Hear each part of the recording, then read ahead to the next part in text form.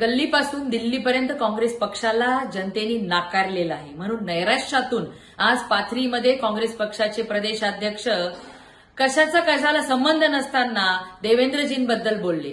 देवेंद्रजींबद्दल नेहमीच खालच्या पातळीची टीका झाली तरी सुद्धा देवेंद्रजींनी फक्त आणि फक्त राज्याचं हित, राज्याच्या जनतेचं हित प्रमाण मानत सातत्याने विकासासाठी काम करत राहिलेले आहेत. म्हणून ह्या जनतेने नेहमीच तिसऱ्यांदा देवेंद्रजींवर विश्वास ठेवत भारतीय जनता पार्टीच्या पाठीशी ठामपणे राहण्याचा निर्णय घेतलेला आपण सर्वांनी बघितलेला आहे.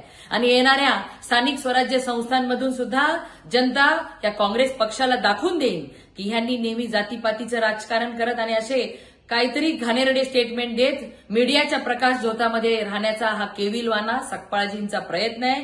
हा प्रयत्न जनता चांगली जाणू नये. येणाऱ्या स्थानिक स्वराज्य संस्थांमध्ये फक्त आणि फक्त देवाभाऊंनाच महाराष्ट्रातील जनता पसंत करणार आहे.